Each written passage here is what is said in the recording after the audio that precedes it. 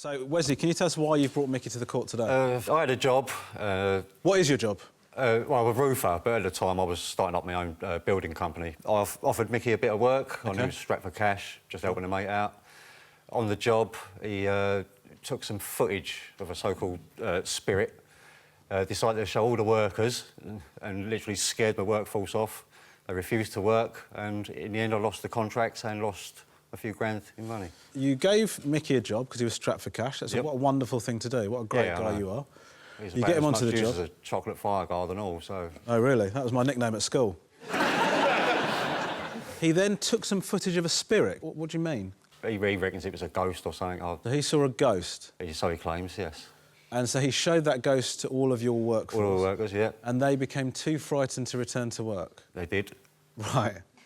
Where were you employing these nutcases from? Did you believe it was a ghost? No. No. I mean, it's a bit weird, isn't it, that everyone thought it was a ghost? Michael was very convincing, but it was an old building, lots of noises, shadows. Yeah, shadows happen, don't they? Of course they do, yeah. Yeah. So, Mickey, hello. Hello. That is pretty serious stuff there. Starting up a new business, right? You take the job and you end the contract for him. What do you say in your defence? I only took this job because it was a perfect chance to debunk an old suspected ghost photo that I was trying to disprove. Why do you give a shit about debunking this photo? I'm a paranormal investigator, that's what I do.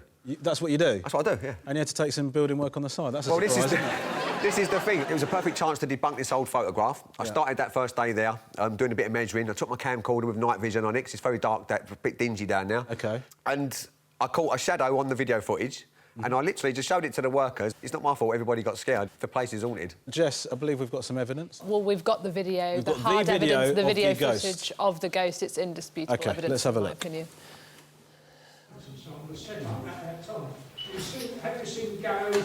Watch this in slow motion.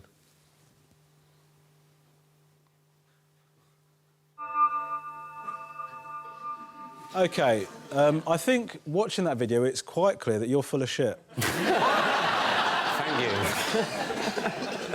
There's a person standing there with a camcorder, totally still. I'm standing there totally still. That shadow would have have to be cast between me and the camera, and there's no one behind me. So can we play it again and you just talk us through it, Mickey? Why is this a ghost and not just a shadow? And it's not just a shadow because...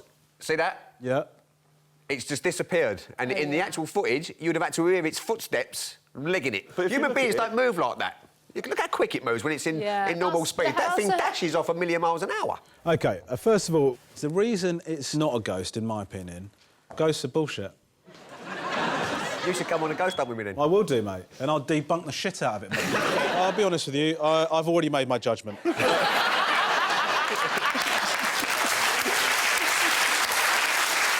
But you might as well not waste your journey. Sorry, can I just ask, do the curtains match the carpet? I haven't checked recently. Don't show me. It's a simple yes or no. Sorry, you haven't checked recently, so this happened naturally. So, you're Daniel. Yep. And you are Simon. Yes. Daniel, could you tell us why you have brought Simon to the court today? Sure thing. I've brought Simon in today because, as a street performer, I'm losing out on time and money because of Simon's tardiness. No, long words in this court. What does tardiness... He's lazy. Sorry, Daniel, I'm very sorry. So, talk me through it. What's the deal? So, in order to keep our pitch... Tom. Well, I can't do good for doing great here. You've not even got any ink on the stamp. You know what? There am I, just pushing trolleys in a supermarket. I meet you and you say, come and work for me, and this is what happens. What? Is that how you got the job? Yeah. Yeah, he had 30 of them strapped to his back.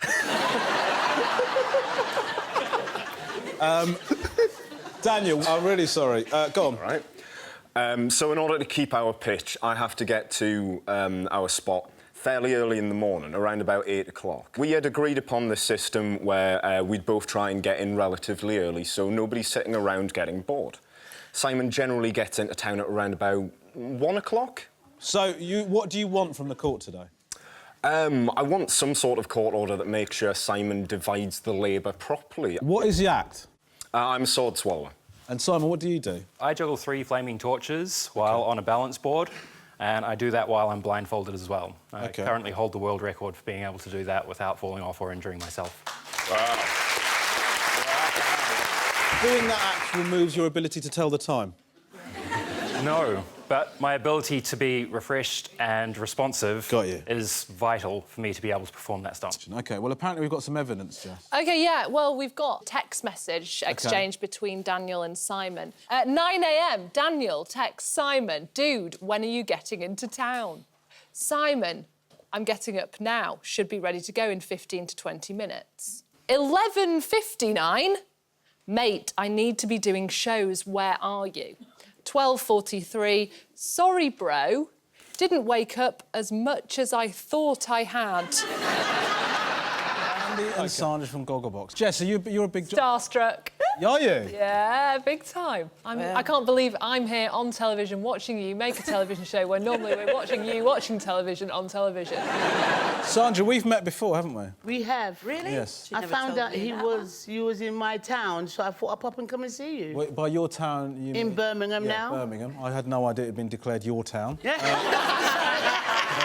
So basically, I was doing a book sign. Signing, yeah. First of all, she posted up on Facebook, I'm going to this. Wow. Everyone's more than welcome, as if she's written the fucking book. And then she rocks up. She comes straight to the front of the queue. Look at the book. Michelle Obama. That was the book she had. She hadn't even bought my book. No. I said, I'm not going to buy a book from you, I'll just come for a selfie. Well, Sandra, it was an absolute delight to see you the other day trying to hijack my book signing. OK. I wonder who I'm going to rule in favour of today. Anyway, Sandy, you have brought Sandra to the courtroom. Yes, Judge. Could you explain for me and the benefit of the court why you've brought Sandra here today? Basically, I am really sick and tired of cooking for her now every single day. Now, we're going, what, we've known each other over 40-odd years and she still ain't cooked. But sometimes give me a break. Let me put my feet up once and relax and not slave over the stove. I would like to throw my hat in the ring. If you'd like to come around someone's house that's going to cook for you, it would be an honour. Well, I mean, I don't mind. I love to come cook. to Oh, mine. thank you. You come to mine, I'll cook for you. That was so sinister. Sorry, Jess, would you say that was sinister? Oh, would you like to come round to my house for dinner? No, you didn't say it like that. I just want to put myself forward and, I'm just sort of, if you want to come. That's how I saw it, Oh, sorry, I'm not as sexy and as sensual as you. How would you have done it? I'd have gone, you want to come round for dinner and that's not Sandy. creepy. Sandy. But I've tried to teach her. I've even tried to teach her, but she says she's too tired and she can't be asked. OK, so Sandra's always coming round to your house? Yeah. Why? For food. So does she turn up specifically for food? I see on Instagram. There you... Sorry, so what happens? So you cook and you put it on Instagram? No, she sees me put up my emojis with a trolley basket with food in it. So I'll put up, on my way shopping. That's all she needs to see, babe. So she's like a little sort of bloodhound. She sniffs out on Instagram, oh, Sandy's got some food in. Judge? Yes, Sandra? I've known Sandy for so long. My 57th birthday... Okay. No way, you 57. 57, in 2 weeks' time. Ooh. I've asked her from last year to do the buffet and to cook. I'm so used to my belly. The inside of my belly is trained for Sandy's food. You know? Don't you love pot noodles? Isn't that your thing? So in my house now, in my cupboard, you like normal cups. I've got about 20 pot noodle cups. You've kept the empty cup? Yeah, I kept the containers. Yeah, there's a cup in it. Do you make a cup of tea in it? Yeah, tea. Put me lager in it if it needs to be. Oh, my God. You drink lager out of a pot noodle? Yeah. I'm going to throw it out there. You are literally my perfect woman. Sandra, I'll be honest, it's one of the bleakest things I've ever heard. Why are you bringing Summer to court today? So basically, I got to the final of a singing competition. Yep. Thank you. What was the singing competition? Open mic competition. Open mic. And Summer was my backup dancer, well, one of two. Backup dancer! Do all of your backup dancers have to look exactly like you? No, that's just extra, yeah. And then we had a routine and it didn't go to plan and the dancing was a bit shit. Really? So I didn't get through and I could have won £20,000. Wow. So you could have won £20,000. Invested in me as an artist, yeah. Because of your backup dancer's mistake, yeah. You didn't go through the singing competition. It was a little bit like me saying, I'm not an Olympic athlete because of the lazy eye. Like, it's sort of... It's a bit of a disconnect. So how did she screw up? She did a certain move that didn't really go with the rest of it, and then it kind of stood out like a sore thumb. What was the move? I looked the wrong way for a split second. You looked the wrong way for a split second? Yeah. Listen, I feel your pain. It just threw it all off because it was part of what I was offering as an act. The whole package, you're The whole saying? package, yeah. Right. And because I want to try and market myself as, like, the male Lady Gaga. Right. Lord Gaga, if you will. Basically, yeah. Yeah, so you want to be Lord Gaga. And were you paying Summer? No. I'll be honest, mate. I can't really see the point in you even being here.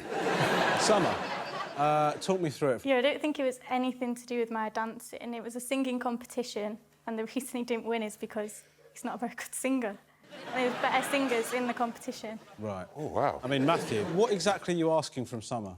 I just want double time. I want more rehearsal time, and I want to make it even better. So, but you want double time, but you're not paying her? Yeah, but she could be in the limelight with me once I've made it. So basically, she's working for free, but it's once you've made it into the limelight. Yeah, it's a she'll good be able opportunity. to bask in the reflected glow of what you're doing. Exactly. We've got a witness apparently, Jess. Is that right? Yeah, we do. We have an expert witness. The other backing dancer, Chloe. Go and get her. The other backup dancer. Yeah. Where's that thing you keep... Guys, you know what I'm doing, right? The Stormzy. People doesn't talk about how sound I'm a like backup Stormzy. dancer. It just sounds like you've had a stroke. Hello, Chloe. Hello. I'm sure you're aware of what the issue is. Yeah. You and Summer are backup dancer for Matthew. And apparently Summer's incompetence has led to Matthew not fulfilling his dreams of becoming an international pop star. Yeah. Could you give us your take on it, please? Obviously, I was there with them, and Summer did go wrong, which I think could contribute to why he didn't win, as it doesn't really surprise me. She does go wrong quite a lot. Oh. Wow. Shots fired. Oh, like Tonya. So how did she go wrong? Well, I don't know. I'd say I'm the better dancer. And the bigger bitch. OK. So what you're saying is that Matthew would have gone through had Summer not looked in the wrong direction. I feel like it could be both ways. They're both as bad as each other. Oh! Chloe doesn't give a shit, bro! She is laying the smack down on both your asses! She thinks the whole act shit! Chloe just came in and dropped a bomb in this motherfucker! Do you know what? You two were so softly spoken and she just comes in, bang, bang, bang, bang, bang, bang, bang! You're shit! You're shit! I didn't think he's a good bailiff! Oh, did you say that? Unbelievable. Drew and I are a performance... Judge Romesh, sorry. Sorry. OK. Sorry, I wonder Judge... who I'll be ruling in favour of. Anyway, carry on. Hear him out. He's a good guy. Sorry, yeah, go on. Judge Romesh. Yes. Drew and I are a performance duo, and until recently, Drew's considered going solo, running off to the circus to become a clown. Is that a metaphor? No. So he's literally going to run off to the circus to become a clown? Yes. OK. As a result, we've got performances booked, so I'm going to be out of pocket. So you're suing your son for loss of earnings? Yes. And what is the act? So our act is we're a dance duo. OK, seriously. Hey, guys, I've spent a bit of time with Terry here. He's a really decent human being. Sorry, you're a dance duo? Amazing father. Yes, Judge Romesh, we are a dance duo. Piss off. What kind of dancing is it? B-boying and body popping. Fuck off. You two b-boy and body pop together? Indeed. That's the double act? Yes. What are you called? Do you have a name? Dad, son, thing. Dad's son thing? As in, that's something I'd like to see. Yes. Oh, Terry, don't do that. Do not do that. If you want to... Please. You're losing audience members. Don't do that. Just be yourself. Please? Because I really like you and I just... I thought you were coming in for a high five. So you do b-boying and dancing together, and what was your next performance that you had booked? Shall I name the festivals? Sure, go for it. Oh, OK, so... I'm sure we'd all like to know which festivals were desperate enough to book you two. Yeah. Edinburgh Fringe is the pinnacle of... Well, I mean, Edinburgh Fringe, you can do a show where you take a shit on stage every night. Probably get nominated for an award. It's funny you mention that, because that's where we actually first met you. At the Edinburgh... At the Edinburgh Fringe, I believe it was 2011. We came and saw one of your shows. I think it was the Big Food Quiz. Big Food Quiz. Just off the Royal Mile. It was awesome. It was very good. We left some money in the hat. Oh, my God, you were at that show? Yeah, it was brilliant. It was brilliant. Oh, my God, man. We saw you the next day and you flyered us to say, hey, come to my show. We were like, yeah, we were there yesterday, but... OK, sorry I didn't recognise you from the audience. Sorry, how rude of me. Well, there wasn't many of us in the room, so we thought you might remember. Guys, this is one of the most respected judges and comedians in the business. It was 2010. I mean, you know, I love it when people roast him, but also hate it because he is someone I respect and value. Tom, if you respect him so much, why did you do that when you said comedian? It's just I've seen people do that around this place when they talk about... You don't know what it means. He's a good judge and a good comedian. I just fell into that trap. I thought that's what... It's air quotes, it's what... OK, guys, can we... It's not when his wife says he's a good lover.